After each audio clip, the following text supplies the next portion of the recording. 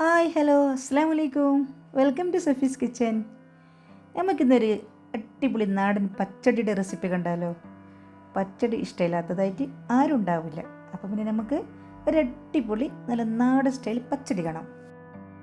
ഈ ഒരു പച്ചടിക്ക് ആവശ്യമായിട്ടുള്ളതാണ് ഇളവൻ കുമ്പളങ്ങ ഞാൻ ഇപ്പോൾ എടുത്തിട്ടുള്ളത്. ഇതുപോലെ ചെറിയ ചെറിയ പീസാക്കി കട്ട് ചെയ്തിട്ട് ഒരു കുക്കറിലേക്ക് ഇതുപോലെ ഇട്ട് 2-3 പച്ചമുളക് ഇട്ട് കൊടുത്തിട്ട് പിന്നെ വെള്ളം ഒഴിക്കാതെ കുറച്ച് വെളിച്ചെണ്ണ ഒഴിച്ച് കൊടുത്തിട്ട് ഇതൊന്ന് ഒരു വിസിലടിക്കുന്ന പോലെ ഒന്ന് വേവിച്ചെടുക്കാം. നമുക്ക് ഈ സദ്യക്കൊക്കെ ഏറ്റവും പ്രധാനമായിട്ടൊന്നാണ് ഈ പച്ചടി പലതരത്തിലും പച്ചടിയുണ്ട്. പക്ഷേ ഈ ഒരു കുമ്പളങ്ങൻ്റെ പച്ചടി നല്ല ടേസ്റ്റ് ആയിരിക്കും കേട്ടോ. അപ്പോൾ എല്ലാവരും ഒന്ന് ട്രൈ ചെയ്ത് നോക്കണേ.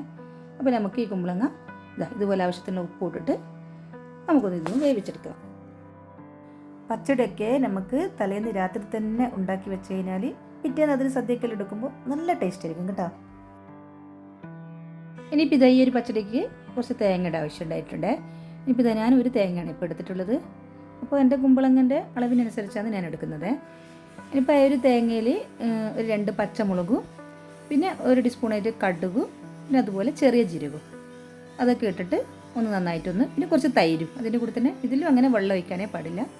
തൈര് ഒഴിച്ച് കൊടുത്തിട്ട് നമുക്കിത് നന്നായിട്ടൊന്ന് അടിച്ചെടുക്കാം.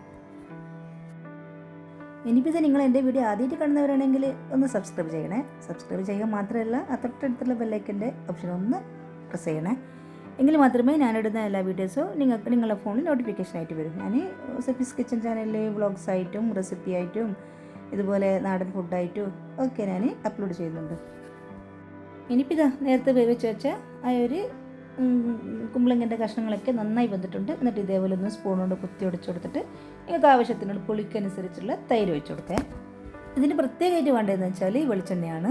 ഇതുപോലെ കുറച്ച് വെളിച്ചെണ്ണ ഒഴിച്ചു കൊടുത്തിട്ട് നമുക്ക് എന്താ പറയുക കടുക് തേങ്ങൻ്റെ ഒരു ചെറിയ ചെറിയ പീസില്ലേ, അതായത് കൊപ്ര പോലത്തെ എല്ലാം അതിൻ്റെ ഒരു തേങ്ങാക്കൊത്ത് അതും കടുകും എല്ലാം ഇട്ട് കൊടുത്തിട്ട് ഇത് നമുക്ക് പിന്നെ വറ്റൽമുളക് കറിവേപ്പില ഇതെല്ലാം ഇട്ട് കൊടുത്തിട്ട് ഒന്ന് നന്നായി ഒന്ന് വറുത്തിട്ട് അതിലേക്ക് ചേർത്ത് കൊടുക്കാം.